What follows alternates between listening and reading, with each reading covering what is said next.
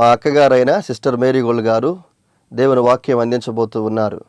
వీరు 3 సంవత్సరాల ఉపవాసం ఉండి ప్రార్థన చేయడం ద్వారా పరిశుద్ధాత్మతో నింపబడిన వారై ఆత్మ సంబంధమైన వరములు కలిగి ప్రభువుతో మాట్లాడుతూ దర్శనాల ద్వారా కళల ద్వారా ప్రభు సన్నిధిలో గడుపుతూ అనేక మందిని ఆత్మీయంగా సిద్ధపరుస్తూ బలపరుస్తూ ఉన్నారు.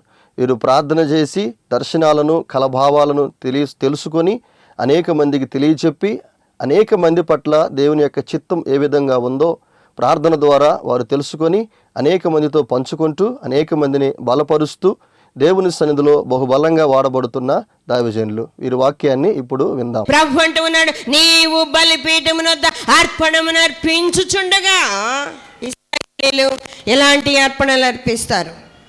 ఇశ్రాయేలీయులు ఎలాంటి అర్పణలు అర్పిస్తూ ఉంటారు? సమాధాన బలి, అన్ని బలులు, దహన బలి, సమాధాన బలి, సర్వాంగ హోమములు, ఇవన్నీ కూడా దేవుని కొరకు అర్పిస్తూ ఉంటారు.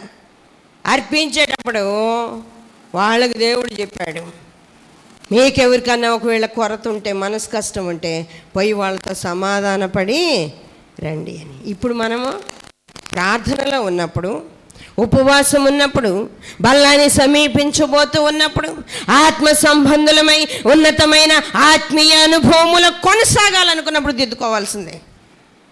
ప్రతిదీ దిద్దుకోవాలి. చిన్నదా పెద్దదా అది వేరే విషయం. సమాధానము లేకపోతే సమాధానము తెచ్చుకోవాలి. దేవునితోనూ మనుషులతోనూ సమాధాన పడాలి. హృదయమే మనకు తెలియజేస్తుంది.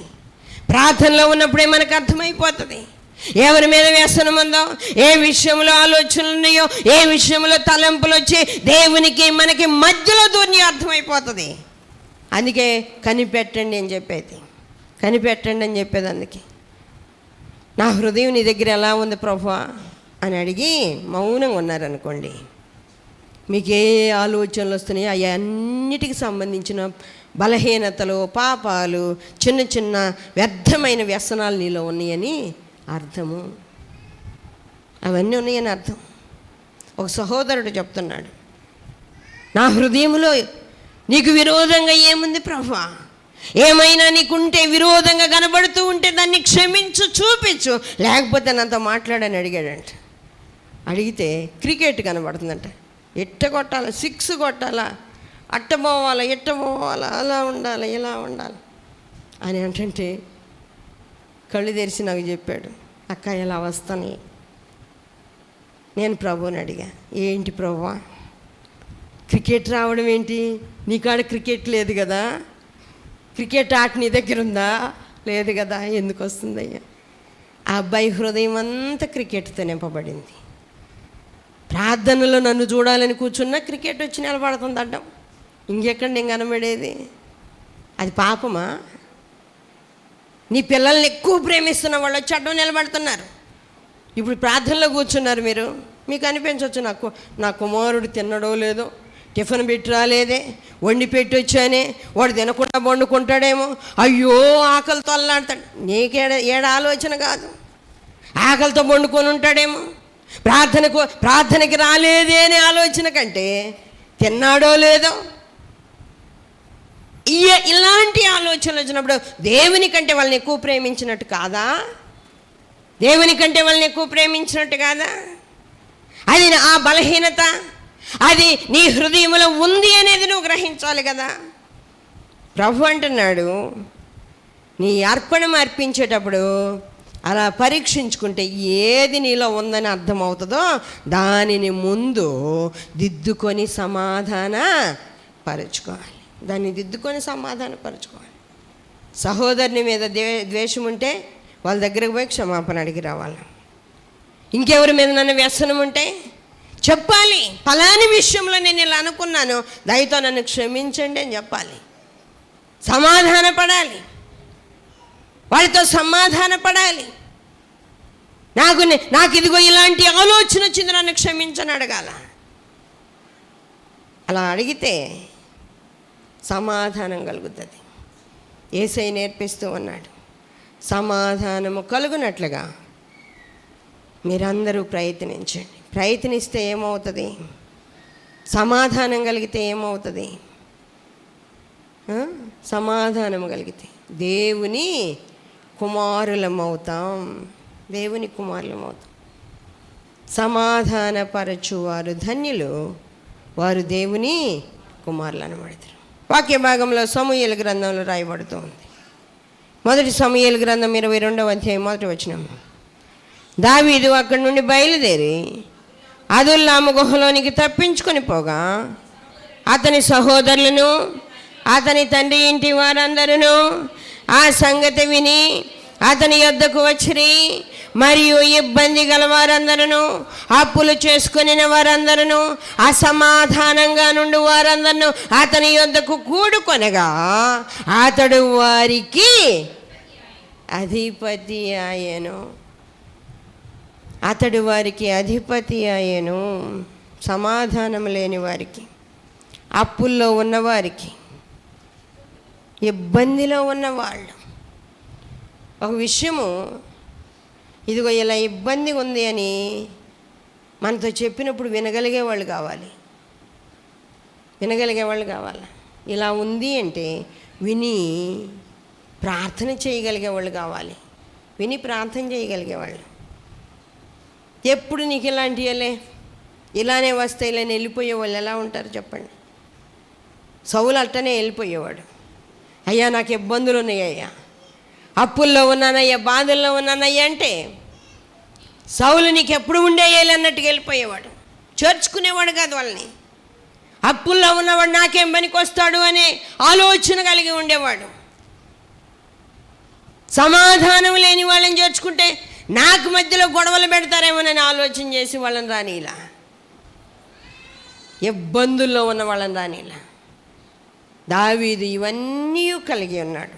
దేవుని యందు భయభక్తులు గలవాడు, ప్రేమ గలవాడు, ప్రార్థన కలిగినవాడు.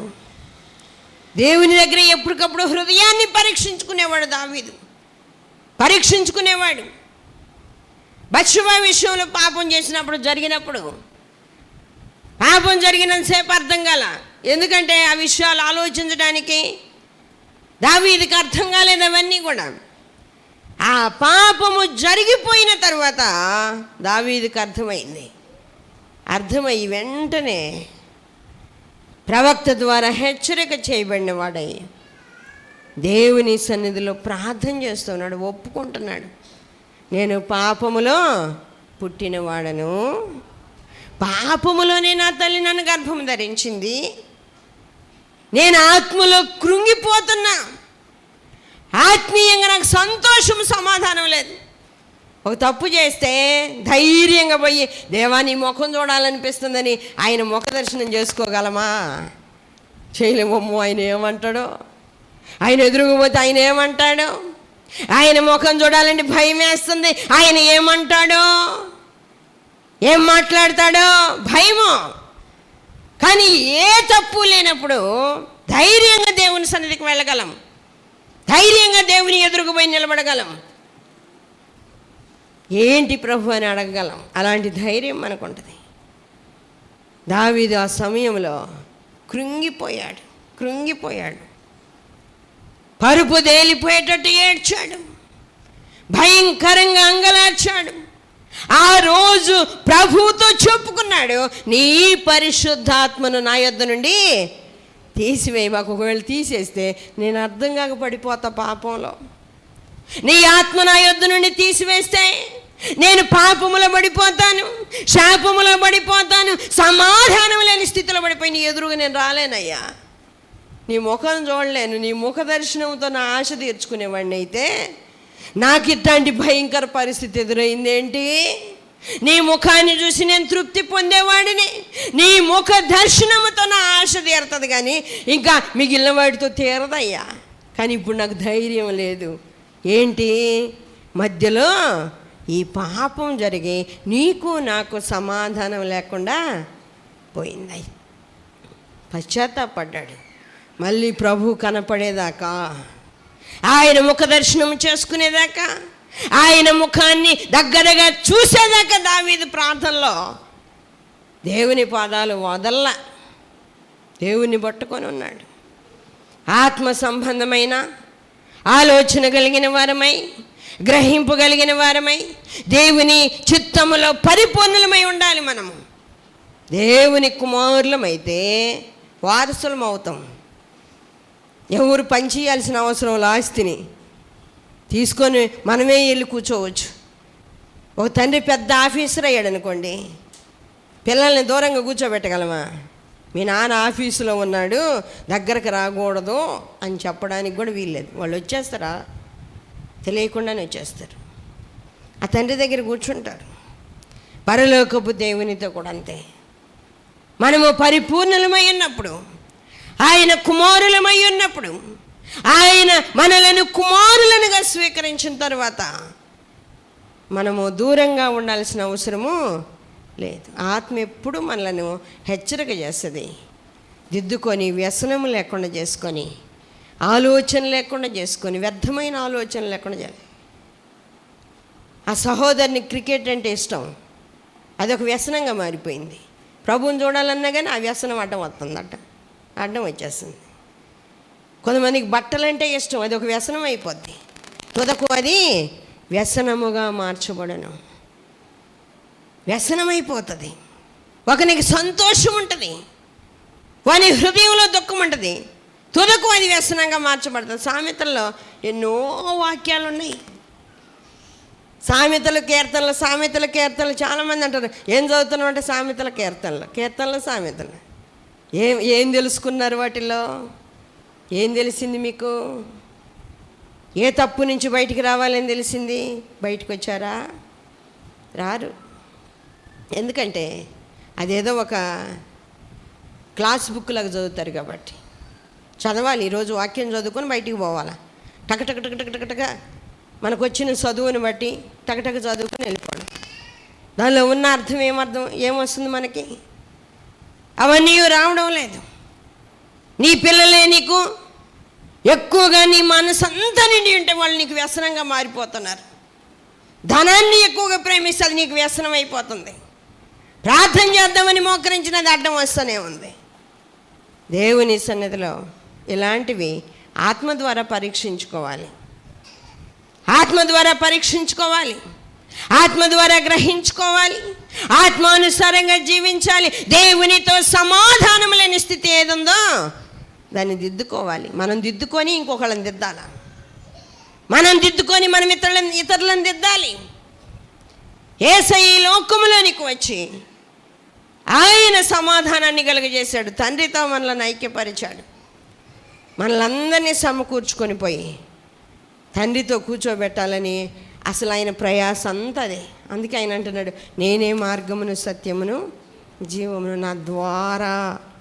మీకు పక్క నుంచి పోతే యోహాను సువార్త 10వ అధ్యాయంలో ఏమని ఉంటుందంటే, వేరొక మార్గమున ఎక్కువవాడు దొంగయు దోచుకునేవాడు అంటాడు. వేరొక మార్గాన్ని ఎక్కాలని ప్రయత్నించే వాళ్ళు ఉన్నారు, వేరొక మార్గాన్ని కూడా రావాలని ప్రయత్నిస్తారు. కానీ ఆ ప్రక్కకి వెళ్ళిన తర్వాత దారి ఏదో కరెక్ట్గా తెలియదు. అప్పుడు ఏం చేయాలి? ఒకే రూటు ఆయన లోపల నుంచి పోవడమే. ఆయన లోపల నుంచి, ఆయన గాయాలలో నుంచి నడిచిపోవాలి. ఒక సొరంగములాగా కనబడుతూ ఉంటుంది. దాని లోపల నుంచి వెళ్ళినప్పుడు తండ్రి సింహాసనం కనబడుతుంది. లోపల నుంచి వెళ్ళినప్పుడు దేవుని కుమారులం అవ్వాలి. పరలోకము చేరాలి, చూడాలి, చేరాలి. పరలోకములో ఫలమధికం అవ్వాలి, ధనవంతులం అవ్వాలి, ఫలమధికం అవ్వాలి, మంచి గృహాలు కావాలి. సరే, ఇది సంపాదించుకుని సరిపోద్దా? ఈరోజు ఏమంటున్నాడు ప్రభు? కుమారులై ఉండాలి, దేవుని కుమారులై ఉండాలి, దేవుని కుమారులుగా ఉండాలి. వాక్య భాగంలో ఏమని వ్రాయబడుతుంది? రోమీయులకు రాసిన పత్రిక 8వ అధ్యాయము 14వ వచనంలో మనం చూస్తే, దేవుని ఆత్మచేత ఎందరూ నడిపించబడుదురో వారందరూ దేవుని కుమారులై ఉందురు. ఆత్మచేత నడిపించేవాళ్ళు, వాళ్ళకి ఇంకొక ఆలోచన ఉండదు, వాళ్ళకి ఇంకొక వ్యసనకరమైన ఆలోచన ఉండదు. దేవుని కుమారులై ఉండాలి. దేవుని ఆత్మచేత ఎందరూ నడిపించబడుదురో వారందరూ దేవుని కుమారులై ఉందురు. మనలో ఉంది దాస్యపు ఆత్మ కాదు, మరలా మరలా మరలా మరలా మరలా మరలా పడిపోవడానికి. ఒకసారి ప్రార్థన చేసి దాన్ని నిలుపుకోలేక మళ్ళా పోగొట్టుకొని మళ్ళా లేచి మళ్ళా ప్రార్థన చేసి మళ్ళా దిద్దుకొని మళ్ళా పడిపోయి ఇలా పడిపోవడానికి, దాస్యములోనికి పోవడానికి మనము దాస్యపు ఆత్మను పొందలేదు, దత్తపుత్రాత్మను పొందింది. దత్తపుత్రాత్మను పొందాం. ఆ ఆత్మ ద్వారా అబ్బా తండ్రి అని మొరపెట్టి ఆ శక్తి వచ్చింది. ఎవరి దగ్గరకన్నా పోయి అబ్బా అంటే, హీబ్రూలో అబ్బా అంటే నాన్న అని అర్థం. అబ్బా అన్నారు అనుకోండి, ఎలా ఉంటుంది? సొంత నాన్నకాడికి పోయి అనాలి. సొంత నానంటే రక్తం ఇచ్చి ప్రాణం ఇచ్చి మనలను కని కొన్నాడు. ఆయన కొన్నాడు, కన్నాడు, కొని కన్నాడు. ఆయనను అబ్బా తండ్రి అని మొరపెట్టే ఆత్మ ద్వారా ఆయనకు దగ్గరగా వెళ్తున్నాం. అబ్బా తండ్రి అని మొరపెట్టే ఆత్మను కలిగిన వరమై, దేవుని సన్నిధిలో అట్టి ఆత్మను కలిగిన వారమై ఆయన సమీపానికి వెళ్తూ ఉన్నాం. ఆయన కుమారులుగా మనలను ఆయన చేసుకొని మనలను బలపరిచి మనలను పరిపూర్ణతలోనికి ఆయన తీసుకొని వస్తున్నాడు. వాక్య భాగంలో మనం చూస్తే గలతీయులకు రాసిన పత్రిక 23వ అధ్యాయము 24వ వచనం. కాబట్టి మనము విశ్వాసం మూలమునగా నీతిమంతులమని తీర్చబడినట్లు క్రీస్తునొద్దకు మనలను నడిపించుటకు ధర్మశాస్త్రము మనకు బాలశిక్షకుడు అయిన. అయితే విశ్వాసము వెల్లడి అయిన గనుక ఇక బాలశిక్షకుని కింద ఉండము. యేసు క్రీస్తునందు మీరందరూ విశ్వాసము వలన దేవుని కుమారులై ఉన్నారు. వాక్యము చదవడము, వాక్య ప్రకారంగా నడిస్తే, ఆత్మ లేని వారముగా ఉంటే గ్రహింపు ఉండదు. మనకి ఆత్మ కూడా కావాలి. ఆ వాక్యం అర్థం చేసుకోవడానికి వాక్యం కావాలి, ఆత్మ కావాలి. ఆ వాక్యం అర్థం అవడానికి ఆత్మ కావాలి. మనం చక్కగా నడవడానికి ఆత్మ నడిపింపు కావాలి. ఆయన ఆత్మ కలిగిన వారందరూ ఆయన ఆత్మ చేత ఎవరు నడిపించబడతారో వాళ్ళందరూ దేవుని కుమారులై ఉంటారు. దేవుని ఆత్మ చేత ఎందరూ నడిపించబడతారో వారందరూ దేవుని కుమారులై ఉంటారు. గలతీ పత్రికలో పౌలు గారు అంటున్నారు, విశ్వాసము వలన క్రీస్తుకి మనము యేసు క్రీస్తునందు మీరందరూ విశ్వాసము వలన దేవుని కుమారులై ఉన్నారు. మనము వెళ్ళి నాయనా తండ్రి అని మొరపెట్టి ఆ అనుభవం, అబ్బా తండ్రి అని మొరపెట్టే ఆత్మ మనలోనికి రావాలి. అబ్బా తండ్రి అని మొరపెట్టే ఆత్మ రావాలి. ఆత్మానుసారంగా మనము నడవాలి. దేవుని చిత్తానుసారంగా మనము జీవించాలి. 1 యోహాను 3వ అధ్యాయము 1-2 వచనాలు చదివితే, మనము దేవుని పిల్లలమని పిలువబడినట్లు తండ్రి మనకెట్టి ప్రేమను అనుగ్రహించెను చూడుడి. మనము దేవుని పిల్లలమే. ఈ హేతువు చేత లోకము మనలను ఎరగదు, ఏలయనగా అది ఆయనను ఎరగలేదు. ప్రియులారా, ఇప్పుడు మనము దేవుని పిల్లలమై ఉన్నాము. మనం ఇక ఏమవుదుమో అది ఇంకా ప్రత్యక్షపరచబడలేదు, కానీ ఆయన ప్రత్యక్షమైనప్పుడు ఆయన ఉన్నట్టుగానే ఆయనను చూతుము గనక ఆయనను పోలి ఉందమని ఎరుగుదము. అసలు ఈ వాక్యము ఆత్మ బోధించకపోతే మనకు అస్సలు అర్థం కాదు. బుక్స్ ద్వారా మనకు అర్థం కాదు, బైబిల్ చదివినంత మాత్రం అర్థం కాదు.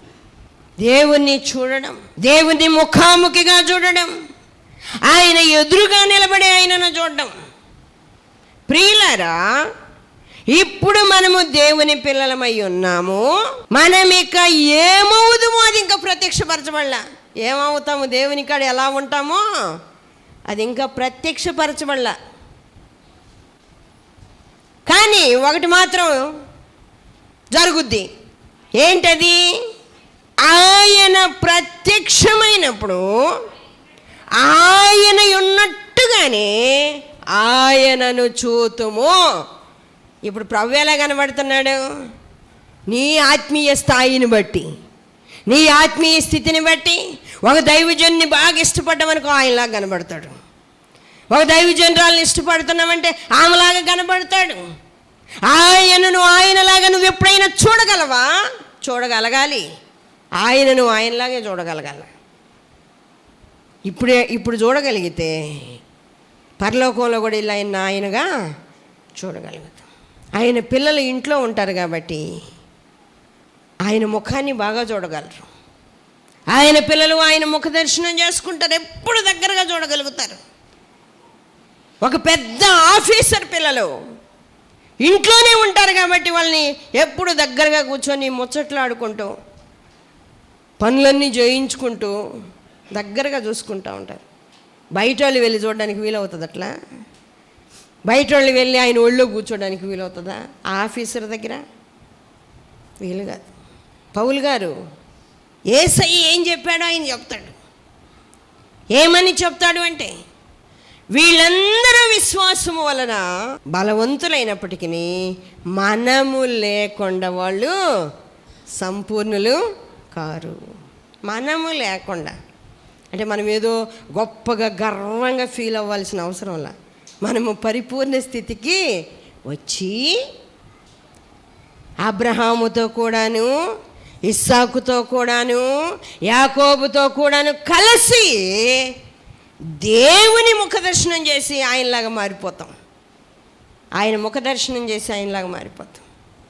ప్రభు అంటున్నాడు, ఆయన ఆత్మతో నింపబడిన మీరందరూ దేవుని ద్వారా వారసులై ఉన్నారు. ఆయన ద్వారా వారసులై ఉన్నారు. కుమారుడవైతే దేవుని ద్వారా వారసుడవు అని ఉంటుంది వాక్యంలో. కుమారుడవైతే దేవుని ద్వారా వారసుడవు. ఆలోచించాలి. పరలోకం చూడగానే, దేవుణ్ణి చూడగానే ఆ భక్తి నేర్చుకొని పరలోకం చేరాలి. పరలోకము చేరిన తరువాత ఆయన దగ్గరికి వెళ్ళి ఆయనతో కూర్చోగలిగే సామర్థ్యం, వారసత్వం. నువ్వు రాబాకరా అని అన్నాడు ఆయన. ఎందుకంటే అనలేడు, కొడుకు కదా, కుమార్తె కదా. నేను కూర్చునే కుర్చీలో కూర్చోబాకు, నేను పడుకునే మంచంతో నీకేం పని, నువ్వు రాబాక అనలేడు. వెళ్ళిపోయి ఎక్కి పండుకోవడమే, వెళ్ళిపోయి ఎక్కి కూర్చోవడం. ఎందుకు ఆయన అంటున్నాడు, జయించు అని నేనేం అడ్డం చెప్పలేను. ఎందుకంటే నాలాగా జయించుకుంటూ వచ్చాడు కాబట్టి, నా బిడ్డ కాబట్టి నువ్వు పక్కకు పోరాని నేను తిట్టలేను. జయించు అని నా తండ్రి ఒడిలో నేను కూర్చున్నట్టుగా నేను కూర్చోబెట్టుకుంటా. అతడును నేను కలిసి భోజనం చేస్తాం, కలిసి భోజనం చేస్తాం. దేవుని సన్నిధిలో వాక్యం వింటున్న నువ్వు ఆలోచించి, దేవుని కుమారుడుగా ఉన్నావా? దేవుని కుమార్తెగా ఉన్నావా? యేసయ్యని పోలిన నడవడి నీలో ఉందా? పరిశుద్ధాత్మ నడిపింపులో నువ్వు ఉన్నావా? ప్రార్థనకి మోకరించినప్పుడు నువ్వు ఎలాంటి ఆలోచనలు కలిగి ఉన్నావు? ఇది పరీక్షించుకోకపోతే మన భక్తి జీవితంలో గుడ్డితనం కలిగి ఉన్నట్టే. గుడ్డితనం, కళ్ళు తెరవని స్థితిలో మనం ఉంటే ఒక దినాన కళ్ళు తెరుచుకునేసరికి మొత్తం అయిపోద్ది. అప్పుడు ఏం చేయలేం మనం. కాబట్టి ఆత్మ సంబంధులమై వాక్యం వింటూ ఉన్నప్పుడే పరిపూర్ణ స్థితికి వచ్చేటట్లుగా వారసులముగా ఆయనను మొత్తాన్ని మనం స్వతంత్రించుకునేటట్లుగా, ఆయన మొత్తాన్ని, ఆయన కాళ్ళనే కాదు, ఆయన మొత్తాన్ని, ఆయన భోజనాన్ని, ఆయన ఒళ్ళో కూర్చునే ఆ సింహాసనాన్ని, ఆ స్థితిని, ఆ ముఖ దర్శనాన్ని దగ్గరగా చేసుకునే కృపనన్నిటినీ స్వతంత్రించుకొని వారసులం అయిపోతే ఇక అసలు ఈ లోకంలో ఉంటే ఏమి, ఉండకపోతేనేమి, జబ్బులు వస్తేనేమి, బాధలు వస్తేనేమి, ఆర్థిక ఇబ్బందులు వస్తేనేమి, శోధనలు వస్తేనేమి, అసలు ఎన్ని లెక్కలోకి రావు.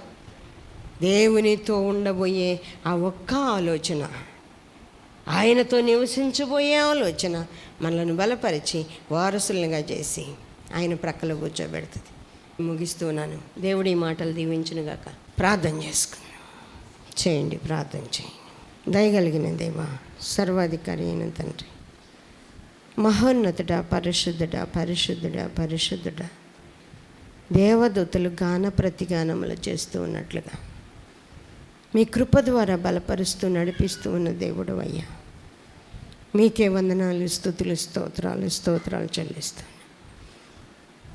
సర్వశక్తి కలిగిన దేవుడవు, మహోన్నతుడవు, ఉన్నత పరిశుద్ధ స్థలములో నివసించే దేవుడు, అలాంటి తండ్రి అయిన మీరు మాకు ఇట్టి కృపనిచ్చారు ప్రభా. మీకు స్తోత్రాలైనా. వాక్యాన్ని వినే కృప ఇచ్చారు, అర్థం చేసుకునే కృప ఇచ్చారు, వాక్య ప్రకారం నడవడానికి ఆత్మ నడిపించారు నాయన. ఇవన్నీ కలిగి మిమ్మల్ని దగ్గరగా నైనా చేరుకొని వారసత్వాన్ని స్వతంత్రించుకోవడానికి కృప దయచేయండి. మీకే వందనాలు, స్తోత్రాలు నాయన. ఆశ కలిగిన బిడ్డల ఆశను తీర్చండి నాయన. నెమ్మది దయచేయండి, సమాధానం దయచేయండి. ఇదిగో ఈ లోకంలోనైనా మనుషులతో సమాధాన పడడం ముందు నేర్చుకొని ఆ తరువాత మీతో సమాధాన పడడానికి మీరు నైనా మీ వాక్య భాగాల ద్వారా సిద్ధపరిచి మాట్లాడుతున్నందుకు స్తోత్రాలు. ప్రతి బిడ్డ హృదయంలో వ్యసనం లేకుండా చేయండి నైనా. ప్రార్థన చేసేటప్పుడు మీ ముఖాన్ని మాత్రమే చూడగలిగిన శక్తినివ్వండి నైనా. వేరొక ఆలోచన, వేరొక తలంపు ఏది కనబడకుండా, ఏది అంటకుండా కాపాడి మీ నామానికి మహిమ తెచ్చుకోండి. సాతాను తంత్రాలపై జయం ఇవ్వండి ప్రభా. ఇదిగో నైనా, అనారోగ్యంతో ఉన్న బిడ్డలను ముట్టండి. నెమ్మది లేని వారికి నెమ్మది దయచేయండి. సమాధానము లేని వారికి సమాధానం దయచేయండి. ఇబ్బందుల్లో ఉన్న వారిని విడిపించండి. వివాహముగాక బాధపడే వాళ్ళకి వివాహం జరిగించండి. ఉద్యోగం లేని వారికి ఉద్యోగాలు ఇవ్వండి. ఈ లోక సంబంధమైన ఏ శ్రమైనా ఆత్మీయ జీవితానికి అడ్డం రాకుండా చేయండి ప్రభా. మీకు వందనాలు, స్తోత్రాలు తండ్రి. బిడ్డల్ని బలపరచండి. మీ చేతులకు అప్పగించుకుంటూ ఉండగా మీరే నడిపించమని, బలపరచమని, మీ హస్తాల్లో దాచుకోమని, ప్రతి బిడ్డ మిమ్మల్ని అడగడానికి ఎట్టి మనసు దయచేయి ప్రభా. నన్ను నడిపించు ప్రభు అని బ్రతిమలాడుకోవడానికి, నా చెయ్యి పట్టుకో అని ఆయన వాళ్ళ చెయ్యి అందించడానికి కృప దయచేయి. మీ సన్నిధి తోడుగా ఉంచి బలపరిచి మీరే మహిమ ఘనత పొందమని యేసయ్య అతి పరిశుద్ధ నామములో అడుగుచున్నాము తండ్రి, ఆమేన్. మరిన్ని వివరముల కొరకు మమ్మలను సంప్రదించవలసిన చిరునామా marigold foundation, holy spirit church, Vishwanathapuram, Podili, Prakasam జిల్లా. Pin code 523240. మా ఫోన్ నెంబర్స్ 8500084841 మరి ఒక ఫోన్ నెంబర్ 8500084842.